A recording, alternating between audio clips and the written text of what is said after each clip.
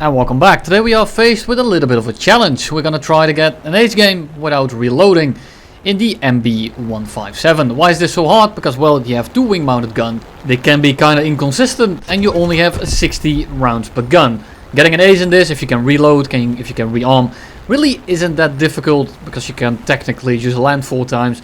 But today we're gonna try to do it in one flyout. So what's the real idea here? I kind of want to make a quote-unquote series, don't expect too many of them, but I want to make it as kind of an unfiltered one where I just upload every match, or at least every match where something happens. If I fly around, get no kills and no deaths, you won't see it.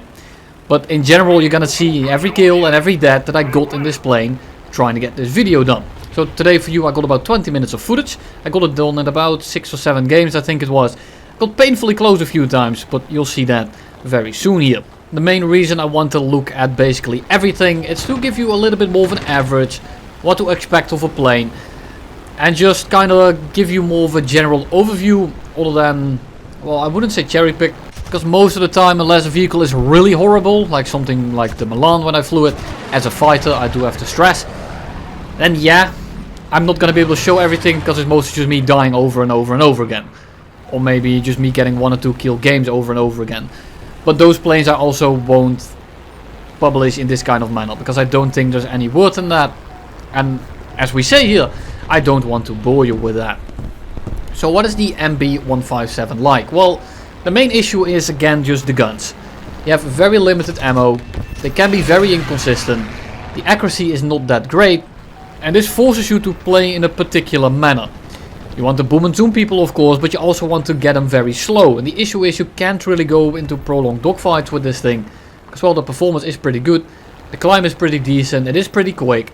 But this plane, despite its strengths, feels actually pretty mediocre, very lackluster when it isn't. And this is accompanied by the fact that these guns just make you play super safe. And a vehicle like this just doesn't really fit that kind of playstyle. We take the first pass, we do lock up a little bit, our rudder doesn't really respond. We get some hits in, and here's the reason this plane feels so annoying as well. The guns are very far apart. They're gonna fly through your guns, and you're still gonna get a lot of hits. P63 goes under us. First shot, we get a few shells in. He is crit, we have 22 rounds left. And he is turning, which is great. We can now sit on this guy 6 and we can finish him off. First shots, they miss. Second shot also misses. And now we have 12 rounds left. 12 rounds of 20mm and he's already crit. So, what do? We line up the shots here, make sure that they don't die in the head on. I have some ammo left, so I'm gonna start shooting. Hit, hit, hit, hit. That's at least 5 shells. And he only dies because he crashes into the ground. The other guy that comes in, well, he dies in a head-on, and we don't really have to do anything about him. And yes, these matches are in chronological order, so the first match you see is the first match I did in it. And yes, these matches are in chronological order, so I hope that the aim gets better overall throughout this game. And I see the P38, and I kind of wanted to go for him first, because I know that he's going to be a bigger threat. However, this guy is about to clean up one of my teammates, so I decide to actually go for him. And now the P38 slots in on R6, he has a pretty decent amount of energy. And I want to get this guy slow. I want to kill this guy right here. But the issue is, my gut feeling was right. And I should have gone for him first. Because right now, he's actually kind of running a train on us. He's not going to be able to keep this up forever. But he notices that he's out of energy. Against us anyway. And he decides to go for a dive. And now, I am forced to chase this guy. Well, I'm not exactly forced to chase him. But I'm gonna go down with him, because there's no one up here at altitude, and I want to pressure this guy right now, because I don't really want to deal with a P38 late game, especially if he is above us. And this is why I had the gut feeling of going for the P38 first.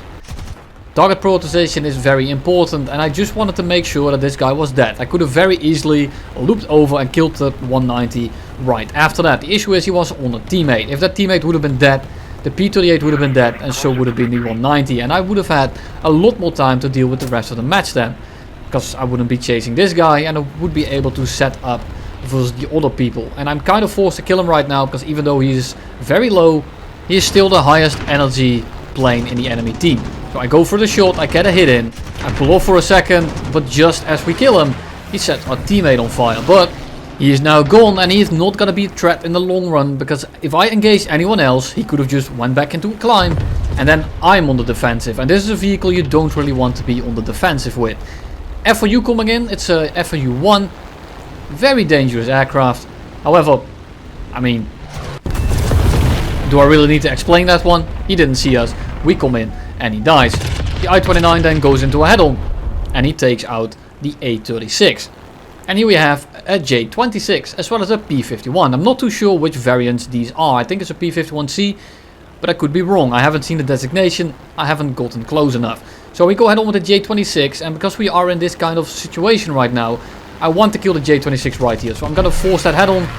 He dodges, we get a crit in, and the J-26 really isn't that much of a threat. I know this. I know they have the advantage in the fight here, and he is crit, but it looks like he's not as crit as I thought he was, and he actually pulls in behind us, and I don't want this to be a 2v1. The J-26 I can deal with quite handily. P-51C, not so much. So I see the J-26, he's putting himself in a pretty bad position, so I want to kill him right now. I do not want this to turn into a 2v1. This plane is not good at it. I just don't want to deal with it.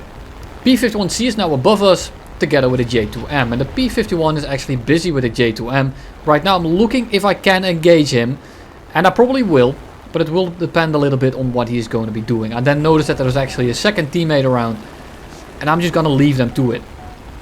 Because even if the P-51 wins this fight, very likely it's going to take him a lot of time, and if I can clean up down below right now, then I don't really feel pressured. I can probably 1v1 him. It will of course come down to the pilot, because the P-51 kinda just rolls this thing up, and not really a fair fight, but you know, War Thunder isn't a fair game. So right now I'm just gonna leave them to it. I was looking for another opportunity, but there wasn't one, so I'm just gonna leave them to it and clean up everyone on the deck, just so we can win the team fight, and then later on maybe deal with the P-51, and in best case scenario we don't even have to do that. So there's a J-21 below us. And if you've watched the video from 2 days ago, you already know that that plane is absolute horseshit. And if you don't agree with that, well, go ahead and watch the video that I posted.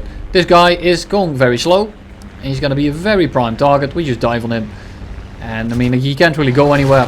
So we try to tap fire, we set him on fire, and that's it. He's dead. He's going to be burning up very handily. We then go on for the other J21 or A21. We dodge the head on, and we go into a bit of a spiral. We were going much quicker than him in a merge, and all I have to do is make sure that I don't fly into his guns. We go horizontal, he's about to get the shot, we then pull up, he's out of energy, and we just roll on top of him. And at this point there is nothing he can do. We drop the flaps, we pull in for the shot, and look how slow he is. Hit, hit, hit, hit, down he goes. Again, a bit unlucky, the guy that was on fire gets stolen. And we could have had 3 kills there with 15 rounds left, which would have been more than enough to down 2 more people. And we have the next game. P63, we go head on, line it up, small squeeze of the trigger, and it's not for dinner, but we take him out real swiftly. Hurricane is then right above us, and the Hurricane, I mean, this is not the best course of action. I'm just betting on the fact that this Hurricane has no idea that I'm here. We're gonna pull up for him, gonna try to get in his blind spot, and I should be able to get close enough. He's very, very slow. Line it up. Again, small squeeze, crit, crit, dead. And then nothing happens anymore. Again, 76 rounds for 3 extra kills. Very doable. However, there is no one left in this match that will actually contest us in any way, shape or form. So we are gonna go straight into the next one. Can we do it in the next game? And the answer is going to be maybe. You'll see. So we go for the first guy, it's a B49, he wasn't really paying attention, we just came out of the climb, I just climbed straight in this thing, I really can't be bothered to side climb. And this guy is very close, he's not very quick, and it's an F2, so all I have to do is line it up and squeeze the trigger. Kill number 1, only use 10 rounds, off to a great start. FOU come again, we should be able to push a pretty easy head on with him, but I also don't want to deal with those 50 kills, so we shoot a few rounds, we miss, but we go vertical, and if he follows, he dies. If he doesn't follow, we are in the clear. Instead what he does is he goes into this horizontal turn and he tries to keep his altitude, making him a very low energy target. So I turn around, I catch him real quick and shove some hamburgers in him to provide him with some calories. Very slow, adjust a little bit Keep tap firing, keep tap firing, keep tap firing until he finally dies. 68 rounds left, 3 kills to go. And if you're wondering why I said 60 shots in the title, it's well because every time you shoot, or every time you take a shot, you shoot 2 rounds. Go ahead on with the other 190, he dodges rounds, and we go straight up and over him. This guy seems to be already slightly damaged, but I'm not sure how bad the damage is. And it was late. I thought this was an I-185, another 153. So I thought it was an absolute brick of a plane, and then upon pitching up after him, I noticed it's a biplane. And I really didn't need to pull up for that, because I wasn't ever going to get that kill regardless. P63 below us is pitching up straight for us, and all we have to do now is simply go up, go horizontal, wait for him to stall out. I'm trying to get a shot in here, but am I going to get it? The answer is no. He dies right as we are squeezing the trigger. We are getting very close here, but not quite a cigar. We then fly towards the middle of the map, and I'm gonna try to, well, see if I can get a little bit of an energy advantage in. And I'm going to let those 2 biplanes just do their thing. They're gonna disrupt the enemy team, they're going to keep them low, and then I can come in with a pretty easy energy advantage and just mop them all up. This is not a vehicle I want to rush straight in with, because it just doesn't have the performance to do that. It feels a bit more like something like a P47. Sure, you can dogfight people, but furballing is definitely not its cup of tea. I then noticed the Junker 88 right below us, and I think, well, I might as well. The X5F just died. There's only 2 guys over there, and I'm betting on the fact that those biplanes are going to kill all of them regardless. So I dive on this guy, and I'm gonna try to get some hits in. Hit, hit, hit. Basically every shell I shot there hit. I also got a crit. We then go up and over. He doesn't look to be doing too great. I think he got hit by AA before. So what do? We loop around and we're gonna shoot him down. And unfortunately for us, the biplanes are actually doing their thing and they're actually killing them. I was betting on the fact that they would maybe die, so that I could maybe clean up the leftovers. 88 is pretty damaged. He's not doing very well. We crit him, we turned one of his engines off, and I think to myself, well, don't need to dump any more rounds into him. I'm going to get a kill out of that. But no, we do not. We get an assist. Why? I don't know. The DB7 apparently did more damage than us, but when I set someone on fire during a flat spin and about to hit the ground, and my teammate hits them once, they get the kill as well. How does that work? I really have no clue. But every time I crit someone and they crash and there's 2 people shooting at him, I'm always the one that ends up with the fucking assist. But you know, what can you do about it? We go ahead on with the P63. Very dangerous plane here, but we are going much quicker, and he already had to do a 180, so it's already going pretty slow. So I don't want to go too vertical. I just want to keep it somewhat horizontal to keep my speed and pounce on this guy the second he is slow, or the second he tries to stick with us. We squeeze the trigger, and then they just work. We get a 1 shot, and we go on for the last enemy, which is going to be a Junker 87. Now this is not necessarily a very dangerous aircraft. However, this is the 3.7 version with the gun ports, so I do want to be somewhat wary of him, because I do not want to explode in a fireball when I go head on with him. So I notice him pulling for the head on. I see those tracers coming in, and I just go, nah, I ain't dealing with this. And we use our energy to get out of his guns. He tries to push head on, but he just doesn't have the energy or the engine power to go up with us. He basically stalls himself out. We go down and we squeeze the trigger. We crit him and we send him on fire. And it looks like he's not doing too great. He burns up and we go into the next match. And that game did low-key kind of annoy me, because we very easily could have had 5 there and it would have been the end of the video. But luckily for you, I get to do another 2 games.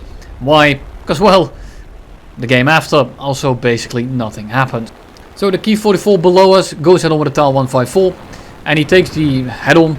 I'm not entirely sure why he would do that, but he gets sent right back to the hangar for it, and we continue on our merry way. We have an A6M, a Spitfire and an I-16. They're all pretty damn maneuverable, all pretty annoying to hit, but they're also all going very slow here. I go for the Spitfire, and if he pitches up I can go for him. And then I'm looking at the other targets. I can also go for the A6M. He's too slow to really do anything. So we clean him up. We pitch up for the A6M. He's too slow to go for us. He's too slow to even go head on with us. And we manage to crit him completely. We then turn around in the attempt to finish our kill. And then maybe go on towards the I-16 right afterwards. So we take him down. And the I-16 gets killed by the P61 gunner. and he pays for it with his life. I then have a Key 43 right ahead of us, as well as an I-16, and I don't want to deal with something like the Key 43. Abomination to fight in this thing, almost impossible to hit. And we're going head on. He very likely wants to dodge. He does exactly that. We sent some 20 mils his way, and he's not exactly out of the match, but that guy is going to be largely useless. The Key 43 is already pretty slow. It doesn't hold its energy that well. And he's now pretty severely damaged, and it looks like he also has an oil leak, so this guy in the long run is going to accomplish absolutely nothing. I'm trying to see if I can set up here for a little bit of a shot, maybe run a little bit of an energy trap, because he's not really committed to us that hard yet. And we're going to get a shot for it. I pull in, I squeeze the trigger, I underlead just a little bit, and then he goes out of our guns. I'm going to pressure him for a little bit longer, and the second I see him go now downwards, I'm just going to break off. And I'm going to go on my merry way. I have two teammates on this guy 6. Two teammates with pretty decent guns. And it doesn't really matter how bad they are. They can be level 20s. They are going to be securing that kill. And I'm not saying that sarcastically. I'm not saying that they stole my kill. That guy is completely airworthy. But he is so severely damaged that he is not going to be putting up much of a fight. It doesn't really matter how bad his enemies are. He's just going to be too slow to dodge at the end of the day. Especially with two guys on a 6. And what do we do in the meantime? We're going to put that dive speed back into altitude in the attempt of getting our altitude back and see if we can start boom and zooming the rest of the enemy team that actually has some energy left. The enemy is probably not really paying attention to me. They're probably all paying attention to the guys that haven't doved yet. And very often if you see someone dive, you're going to assume that he won't get his altitude back. That's exactly what this team did. They didn't count on the fact that I would use my speed to go back to altitude, and now I'm above literally everyone, just as planned. My team dragged them all low, the team all tunnel visioned, they forgot about me, and I can now start boom and zooming the rest of the lobby. We have quite a bit of altitude here, opposed to everyone else, and the LA5 is going to be the first target. He's very low, he's not very quick, and we have all the energy in the world here to boom and zoom this guy all day long. Now I do check around occasionally, just to be absolutely sure that we are alone. But for now we aren't. There's no one left unspotted on the enemy team. So I know where they all are. They're all spotted. And this LA5 is just too slow to really do anything. He goes head on with the P39 and he pays for it. He also goes back to the hangar. That's kill number 1. And we have 94 rounds left. But we still have to make 4 more kills. Can we do that? Of course. But we do need to get a little bit lucky here. First off, IL-2. He's quite tanky. He might tank all our rounds. I don't want to... well, have him turn into us. He turns quite well. He might be able to get that one turn shot in, but he goes head on with someone else and he gives us the ability to simply just dive on top of him. Short burst, down he goes. We then continue on towards the P40, and the P40 is just gonna stall himself out right in front of us because he's busy with someone else. So we basically get a free shot in. Have to shoot twice, but that's kill number 3, and now we have 58 rounds left for 2 more kills. Pretty damn doable. And this is why positioning is so important. Because this entire game I didn't really have to use my plane's performance at all. And this goes for basically every vehicle. If you position yourself right, if you make sure to attack at the right times, then very often it doesn't even matter how well or how bad your plane actually performs. And because I was feeling a little bit greedy, I decided to take one shot. And it actually sets the SB2C on fire. He's going to be burning up from that. And in the meantime, we're going to continue on to go for the Yak 9.